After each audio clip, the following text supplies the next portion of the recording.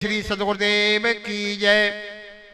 आदरणीय भक्त समाज, सक्त भक्त श्रोत माता और बहनों, आप सभी जानते हो जो आदमी जन्मा है उसकी मृत्यु अवश्य हुई है, लेकिन ये नहीं समझ पाता आदमी जन्म लेकर के कि हमारी मृत्यु होगी कि नहीं होगी। तो आदमी भूल जाता है, कहता है और में लगा रहता है। लेकिन वास्तव में देखा जाता है कि संसार में ऋषभदेव से लेकर महावीर स्वामी तक 24 पैगंबरों में जो शास्त्रों में गणना की है, सभी का जन्म हुआ है। इसी प्रकार से सबों की मृत्यु ही अवश्य है। तो हम मृत्यु को समझते हुए सदैव कभी सामने मृत्यु को पहले लिया है। जैसे हम लोगों को विष देते हैं तो जैसे सब जो सफेद कपड़ा दिया है ये मुर्दा के ऊपर डालते हैं, इसी प्रकार से कफन का ध्यान रखो। मरना सभी को, लेकिन आदमी कफन को भूल जाता है। तो कफन को मत भूलो। इसी प्रकार से तुम कफन को भूल जाओगे तो संसार में आपका नरक कोई रोकने वाला नहीं। एक बुढ़िया थी, तो जब मुर्दा जाते थे तो कहती कि गया नरक को सीधा, और कोई जाते गया सुरग को सीधा। तो किसी ने पूछा कि बुढ़िया को कैसे मालूम पड़ जाता है, इससे पूछें तो जरा। तो लोगों ने कहा मायराम आपको कैसे पता लग जाता है कि सुरग को गया नरक को गया। तो बुढ़िया कहती है कि जो पीछे रह जाते हैं शेषम बतलाते हैं कि इसने सबको सताया, मरेगा तो अच्छा ही रहो, तो वो नरक को जाएगा। और कोई आते मुर्दा तो पीछे वाले फिर भी कहते चले जाते कि देखो मरने काबिल तो नहीं था, और दया धर्मी था, और सबको सुख देने वाला था, मरना तो नहीं चाहिए, तो वो सीधा स्वर्ग को जाएगा। तो इसी प्रकार से हम सोचें कि वास्तव में हमारा संसार में कौन दुख सुख हमारा संसार में कौन देने वाला है? हमारे कर्म ही हमारे को दुख और सुख देते हैं। तो कहा जाता है कि संसार में जितने प्राणी हुए हैं वो सभी सोचे इस बात को कि संसार में जन्म हुआ है तो मृत्यु अवश्य होनी है, रुकने वाली नहीं। तो भजन करने से कर्म नष्ट होते हैं, भजन नहीं करोगे तो कर्म नष्ट होने वाले नहीं है। तो इसी प्रकार से भजन हम जानते ही नहीं तो करेंगे। इसी प्रकार से सच्चे जौहरी सदगुरु मिल जाएंगे तो भजन करने का तरीका सीख जाएंगे। तो कहा अगर गुरुदेव के चरणों में तेरा प्यार हो जाता तो इस संसार सागर से तेरा उद्धार हो जाता। अगर गुरुदेव के चरणों में तेरा प्यार हो जाता तो इस संसार सागर से तेरा उद्धार हो जाता। न होती जगत में ख्वारी, न बढ़ती कर्म बीमारी। न होती जगत में ख्वारी, न बढ़ती कर्म बीमारी। जमाना पूजता सारा, गले का हार हो जाता।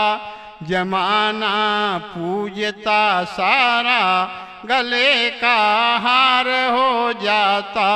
अगर गुरुदेव के चरणों में तेरा प्यार हो जाता तो इस संसार सागर से तेरा उद्धार हो जाता।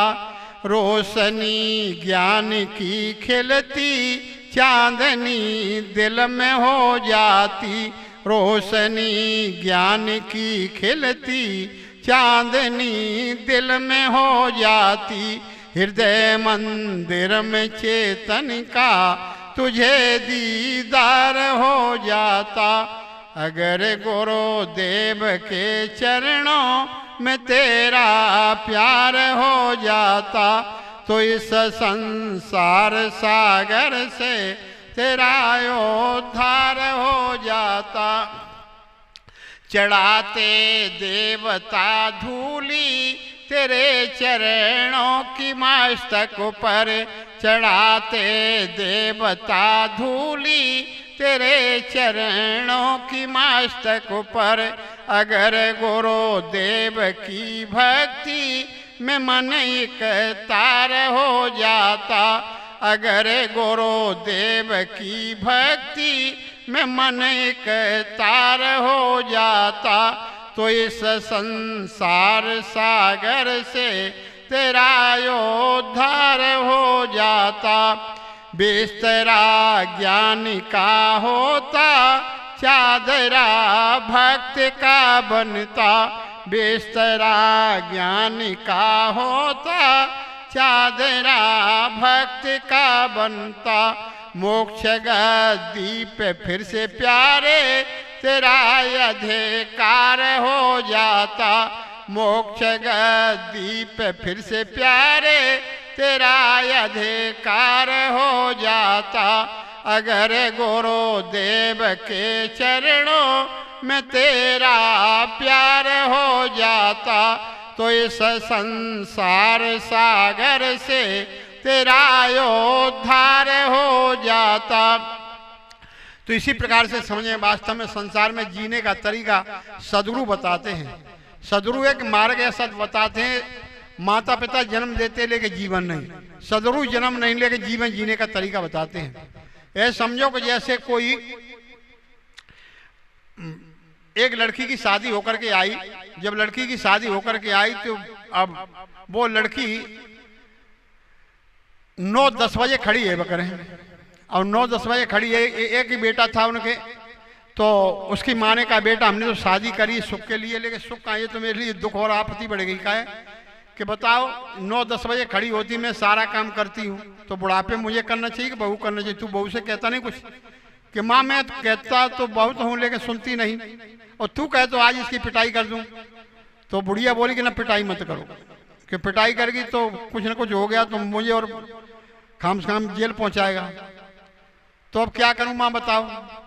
तो बताओ क्या शादी करिए 9-10 बजे खड़ी होती है। और लड़का बोला तो माता राम एक काम करो कि क्या कि काम यह है कि सवेरे 5 बजे 4 बजे खड़े हो जाएंगे, तुम भी खड़े हो जाओ मैं भी खड़ी हो जाऊंगा। लड़का बोला कि माता राम आप भी खड़ी हो जाना और मैं भी खड़ा हो जाऊंगा। तो झाड़ू लगाया, तो झाड़ू तू अपनी तरफ खींचना मैं अपनी तरफ खींचूंगा। तो तू कहिए कि मैं लगाऊंगा और मैं कहूँगी मैं लगाऊंगी। तो इसी प्रकार से उनने नाटक कर शायद वह शर्म पड़े तो बढ़िया है, शायद ढंग में आई है। तो इसी प्रकार से उनने जब खड़े हुए लड़का और माँ, तो माँ ने झाड़ू को खींचा, बेटा मैं झाड़ू लगा रही। अब माँ झाड़ू लगा रही, बेटा ने झाड़ू पकड़, नहीं माँ तू बुढ़ी है मैं लगाऊंगा। अब माँ कहती तेने कभी लगाई नहीं मैं लगाऊंगा। वो लड़का कहता मैं लगाऊंगा, माँ कहती है मैं लगाऊंगी। इसी प्रकार से दोनों में आपस में खींचातानी हो रही, जब तक वो पतला सा चद्दर ओढ़ करके बहू देख रही और पल्ला उठा कर कहती है काय को लड़ रहे हो, एक दिन बे लगा ले करें, एक दिन तुम लगा ले करो। तो इसी प्रकार से अब समझो को वास्तव में, लेकिन उस पर कोई असर नहीं पड़ा। तो अब ऐसे जो शिक्षा मिली नहीं तो ऐसा ही तो होगा। और जो शिक्षा मिल जाती है, गुरु के सानिध्य में पहुंच जाते हैं, वो समझेंगे धर्म को। तो बताओ बूढ़े बड़े को नहीं समझ सकते हैं। तो इसी प्रकार से वास्तव में देखा जाता है कि पति पत्नी दो थे, तो पति पत्नी दोनों में विवाद हो जाता है। विवाद हो जाता है तो आप जानते हो कि वास्तव में क्या है कि जो 2 तार होते हैं, तो एक ठंडा तार हो एक गर्म तार हो, तो बिजली ठीक चलेगी, और दोनों तार गर्म हो तो फोल्ड हो जाएगा। इसी प्रकार से पति पत्नी का, जैसे एक तार पति को गुस्सा आता है तो पत्नी को ठंडा हो जाना चाहिए, और पत्नी को गुस्सा आता है पति ठंडा हो जाए। तो इसी प्रकार से पति को गुस्सा आता है पत्नी ठंडी हो जाए, लेकिन पत्नी को गुस्सा आता है तो पति ठंडा होना चाहिए, तो आपकी जीवन नौका सही चलेगी। इसी प्रकार से हम सोचें वास्तव में संसार में हम जीवन जीने का तरीका सीख नहीं सकते, सदगुरु के सानिध्य में जीवन जीने का तरीका सीखते हैं। तो हम अपने कर्म हमारे तभी सुधरेंगे जब हम पहले जीवन जीने का तरीका समझेंगे। घर परिवार में सबसे जुड़ के चलो, घर परिवार में सभी से जुड़ के चलोगे वही बड़ा माना जाता है। अहंकार वाला व्यक्ति कभी बड़ा नहीं होता है, तो अहंकार नहीं करना चाहिए। जितने अहंकार में आप ढलोगे उसी प्रकार से आप अहंकार और बढ़ता जाएगा, लेकिन अहंकार कम होने वाला नहीं। तो अहंकार को कम करो और धीरे धीरे अपनी सदगुरु के सानिध्य में शिक्षा समझ करके अपने जीवन नैया कल्याण हो सकती है, और नहीं तो अन्यथा हमको नरक जाना ही पड़ेगा, कोई रोकने वाला नहीं। तो सदगुरु की सानिध्य में हमेशा जाएं और सदगुरु के सानिध्य में निकट रह करके अपने जीवन उज्ज्वल बनाएं और अपना कल्याण करें। इन्हीं वाणी पर विराम। बोलिए श्री सदगुरुदेव की जय।